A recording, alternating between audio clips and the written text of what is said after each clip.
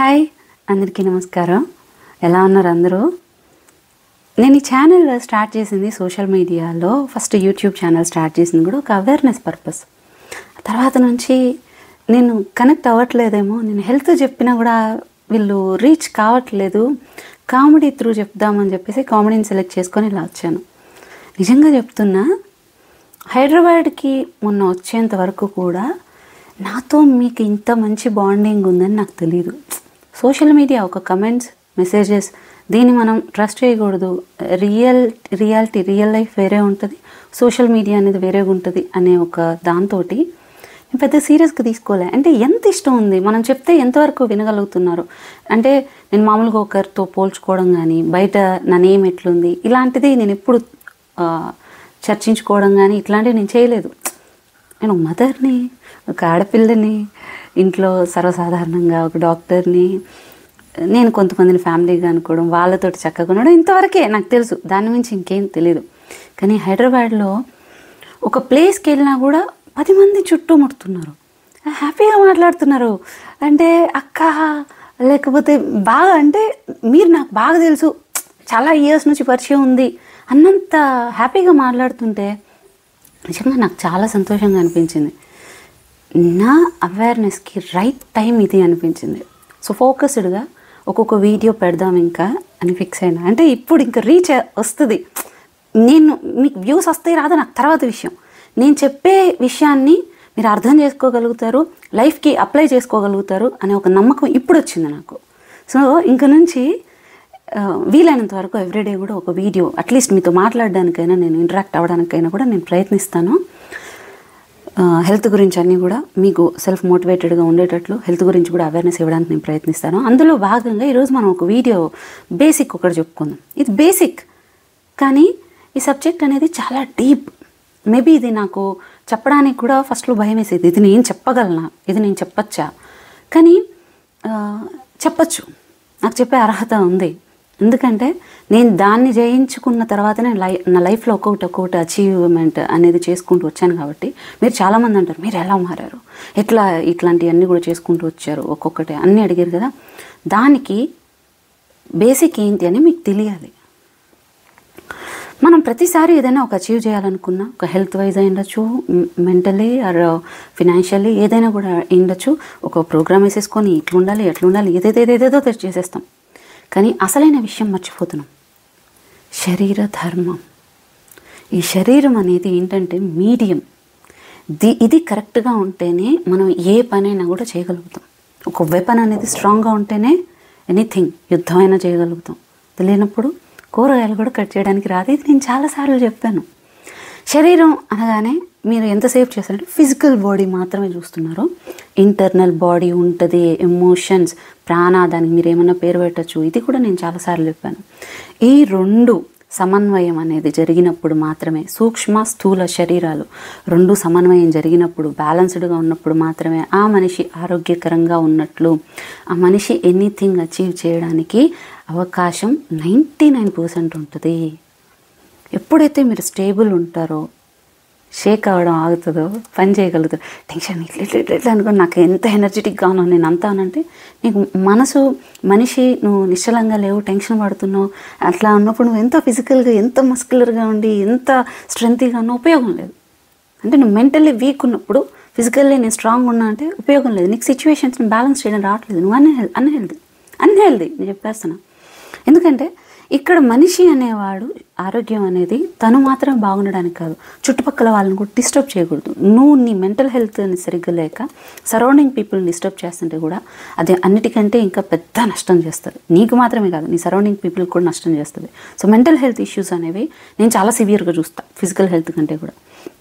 And నీకు మనసు ఎంత మంచిదైనా నీ ఫిజికల్ హెల్త్ సరిగ్గా లేనప్పుడు, అంటే నీ పనులు నువ్వు చేసుకోలేనప్పుడు, నువ్వు ఆరోగ్యకరంగా సంతోషంగా లేనప్పుడు, ఫిజికల్గా ఫిట్గా లేనప్పుడు, నువ్వు ఎంత మంచిగా ఉన్నా, నీకు ఎంత మంచి మనసున్నా ఉపయోగం లేదు. సో ఈ రెండు, నువ్వు ఫిజికల్గా మెంటల్గా రెండు స్టేబుల్గా ఉన్నంత వరకు మాత్రమే నువ్వు చక్కగా బ్యాలెన్స్డ్గా హెల్తీగా నువ్వు బాగుంటూ నీ సరౌండింగ్ పీపుల్ని నువ్వు కేర్ తీసుకోగలుగుతావు. సో శరీర ధర్మం అంటే physical health and mental health. Physical health అనేది గుర్తుపెట్టుకోండి. ఇప్పుడు మన హ్యాబిట్స్ గురించి వస్తాం. పౌడర్స్ ఉన్నాయా, అది ఉన్నాయా, ఇది ఉన్నాయా, వెయిట్కి అట్లా తగ్గచ్చా, ఇది తగ్గచ్చా, ఏదేదో అంటుంటారు. ఏం అవసరం లేదండి. ఒక చెట్టుకి నీరు, గాలి, వెలుతురు ఇట్లాంటివన్నీ ఎలా అవసరం, ఆక్సిజన్ ఇట్లాంటి అంతా ఎట్లా బేసిక్ అనేది ఒక నీడ్ అంతా ఉంటుందో అది ఆక్సిజన్ మంచి రిలీజ్ చేస్తూ ఎంత చక్కగా, అంటే నువ్వు పెద్ద పెద్దగా పురుగుల మందులు ఇతరత్ర ఏమి వేయనక్కర్లేదు. బేసిక్ నీడ్స్ ఇచ్చిన సర్వైవ్ అవుతుంటుంది. నువ్వు ఇంక ఎక్స్ట్రా మంచిగా కావాలనుకుంటే ఇంకాస్త దానికి కావాల్సిన న్యూట్రిషన్ అది ఇస్తావేమో, కానీ బేసిక్ నీడ్స్ ఇస్తూ పోతే బాగుంటుంది. అలాగే మన ఫిజికల్ బాడీకి కూడా 5 ఇంపార్టెంట్. మీ నిద్ర, నేను ఫస్ట్ నిద్రకే వస్తా, ఫుడ్ కంటే కూడా. రికవరీ చాలా ఇంపార్టెంట్. ఇప్పుడు సగం మానసిక రోగాలు దీనివల్లనే వస్తున్నాయి.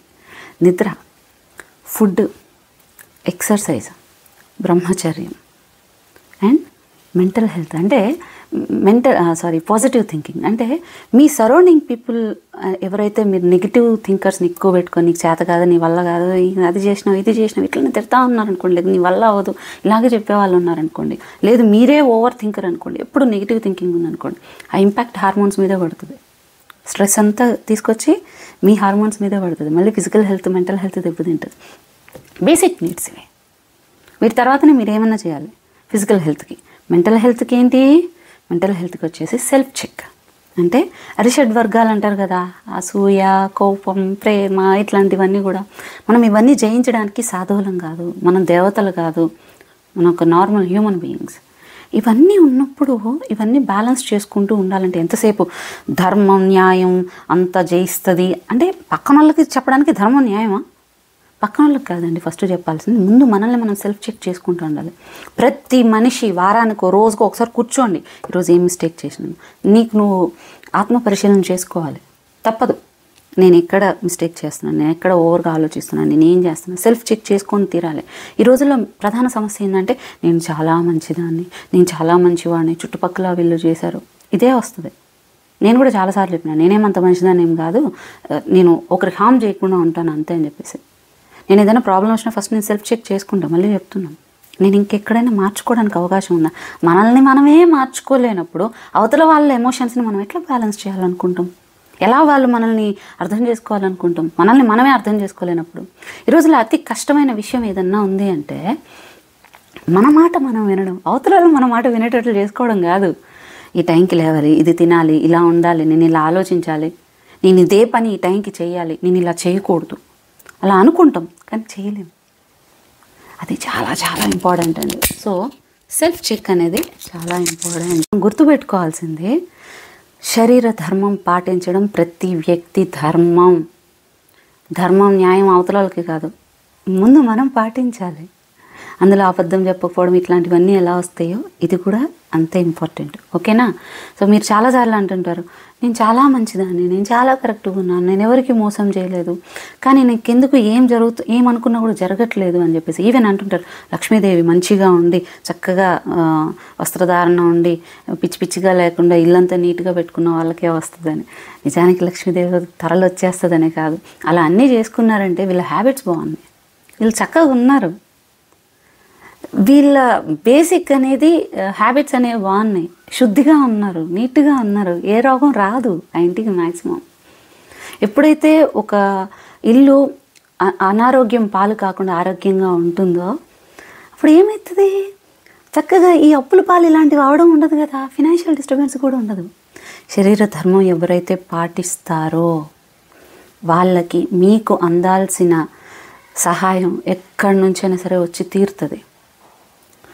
ఎవరికైతే శరీర ధర్మం పాటిస్తారో లా ఆఫ్ అట్రాక్షన్ వర్క్ చేస్తుంది. వెయిట్తో సంబంధం లేకుండా మీ పనులు మీరు చక్కగా చేసుకుంటూ వెళ్ళండి. నేను చెప్తున్నా, లైఫ్ ఎందుకు మారుతో నేను చూస్తాను. ఫస్ట్ ఆఫ్ ఆల్ ఉన్నదాంతో తృప్తి పడడం నేర్చుకుంటూ, డబ్బు అది ఇది కాలు చేయి, ఈ రోజుల్లో కాలు చేయి ఉండడం గొప్ప.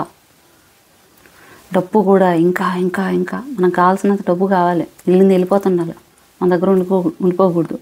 ఎప్పుడైనా ఒకే దగ్గర డబ్బు కూడా ఉండిపోయినా కూడా మనశ్శాంతి వెళ్ళిపోద్ది. నీకు మనశ్శాంతి కావాలా, డబ్బు కావాలా, ఏదో ఒకటి. సో వెంటపడద్దు, డబ్బు వెనక వెంటపడద్దు. నువ్వు ఎప్పుడైతే శరీర ధర్మం పాటిస్తావో దేవుడు ఇచ్చిన ప్రసాదాన్ని ఎట్లయితే నువ్వు ఇట్లా కళ్ళకద్దుకొని, నువ్వు ఏ మతమైనా ఉండొచ్చు, నువ్వు ఏ కులమైనా ఉండొచ్చు, ఏదైనా మీకు సంబంధించింది ఏదైనా ఉండొచ్చు, కళ్ళకద్దుకొని ఎంత నిష్టగా తింటావో దేవుడిచ్చిన ప్రసాదం ఇది. ఇది ఉన్నంత వరకే ఇక్కడ మన ఆటలన్నీ కూడా. సో నువ్వు ఎప్పుడైతే దీన్ని బ్యాలెన్స్ చేస్తావో దేవుడు కూడా తృప్తి చెందుతాడు, నీకేం కావాలో అన్నీ ఇస్తాడు. ఏ దేవుడు కూడా వరాలు ఇలాగ ఇయ్యడు. నువ్వు కష్టపడితే ఇంకాస్త బ్లెస్సింగ్స్ ఇస్తాడు. అంతేగాని నేను ఇట్లే ఉంటా, నువ్వు మొత్తం ఉండి నాకు మొత్తం చేయాలి, శరీర ధర్మం పాటించిన ఎవ్వరికి కూడా మనశ్శాంతి ఉండదు. నువ్వు డబ్బు కనిపించవచ్చు, ఇతరితర వాళ్ళు మీకు ఏదేదో కనిపించి ఉండొచ్చు, నువ్వు చూసేదంతా నిజం కాదు. ఆడు ఏం కోల్పోతున్నాడో అక్కడ తెలియదు, మనకి ఏం బాధపడుతున్నాడో మనకు తెలియదు. మన పక్కన వాళ్ళతో అనవసరం, మనకి మాత్రమే కాంపిటీషన్. మన సిచ్యువేషన్ ఎట్లుంది అది చూసుకుందాం. అవతల బాగున్నారు, వాళ్ళు బాగున్నారు, వీళ్ళు బాగున్నారు, మనకి ఎందుకు? మనం బాగుండాలి. ఎలాగా? మనం ఏం మార్చుకోవాలి, మనం ఒకరిని డిస్టర్బ్ చేయకుండా ఎలా బతకాలి, ఇలా ఆలోచిద్దాం. నువ్వు అనుకున్న ప్రతిదీ వస్తుంది. నేను చెప్తున్నాను కదా, శరీర ధర్మం పాటించకుండా కర్మఫలం ఎవరైతే ఈ చెడ్డ కర్మకి అదే రకంగా అనుభవిస్తారో మంచి కర్మలకి అదే రకంగానే అనుభవిస్తాం. చెడ్డ కర్మలు ఏది అంటే ఆ శరీర ధర్మం పాటించకపోవడం. ఫ్యాటీ లివర్ అంటూ, పిసిఓడి అంటూ, థైరాయిడ్ అంటూ, ఫ్యాట్ ఊరికే పెరిగిపోతుందని అంటూ, బ్లోటింగ్ అంటూ. దీనికి రూట్ కాజ్ ఏంటండి? మీరు టైంకి తినకపోవడం కదా, నిద్రపోకపోవడం కదా, ఓవర్ థింకింగ్ చేయడం కదా, ఆర్ వాటర్ కావాల్సినంత తాగకపోవడం కదా. ఇది శరీరానికి కావాలి కదా. స్ట్రెస్ ఇస్తావు విపరీతంగా, ఇవన్నీ చేసేస్తావు. వాళ్ళందరూ చూసారా అండి రోడ్డు మీద ఎట్లుండి వాళ్ళు ఎంత బాగా చక్కగా ఉన్నారంటే వాళ్ళకి స్ట్రెస్ లేదు, వాళ్ళకి రేపటి గురించి దిగులు లేదు. ఈరోజు ఎలా చేయాలి, ఇదే పద్ధతి నువ్వు కూడా పాటిస్తే నీకు ఆ మెంటల్ హెల్త్ కూడా మంచిగా ఉంటుంది. ఎలాగా ఆలోచించకుండా ఉంటామండి, ప్రాబ్లం ఉన్నప్పుడు ఆలోచిస్తూనే ఉంటుంది. ఎప్పుడు ప్రాబ్లం గురించి ఆలోచిస్తావా? సొల్యూషన్ గురించి ఆలోచించు. 90% పీపుల్ ప్రాబ్లం మీద పెడతారు కాన్సన్ట్రేషన్, సొల్యూషన్ మీద పెట్టరు. నువ్వు ఏదైనా లైఫ్లో సాధించాలి అనుకుంటే శరీర ధర్మం పాటించి చూడు. నెల, 2 నెలలు, 1 రోజు, 2 రోజులు కాదు. అంటే ఏదో వస్తుందని కూడా కాదు. నేను బ్రతుకుతున్నాను, గ్రాటిట్యూడ్గా నా శరీర ధర్మాన్ని నేను పాటిస్తాను, మంచి హ్యాబిట్స్ అనేవి బిల్డ్ చేసుకుంటాను, నేను చక్కగా సెల్ఫ్ చెక్ చేసుకుంటాను, నేను ఇంకొకరికి హామ్ చేయను. మంచితనం అంటే నువ్వు ఎవరెవరికో సహాయం చేయడం కాదు, ఒకరికి నువ్వు నాశనం చేయకపోవడం కూడా మంచితనం. అదే మంచితనం. మీరందరూ మంచోళ్ళని అనుకుంటున్నారు. దయచేసి మనం బాగుందాం, మన చుట్టుపక్కల ఉన్న వాళ్ళని బాగా చూసుకుందాం, సొసైటీని స్పాయిల్ చేయకుండా ఉన్నంత వరకు చాలు. మనం పెద్దగా ఏం చేయనక్కర్లేదు. మరి శరీర ధర్మం పాటిస్తారా? రేపు నెక్స్ట్ ఇంకొక ఎపిసోడ్లోకి వద్దాం. Thank you, bye.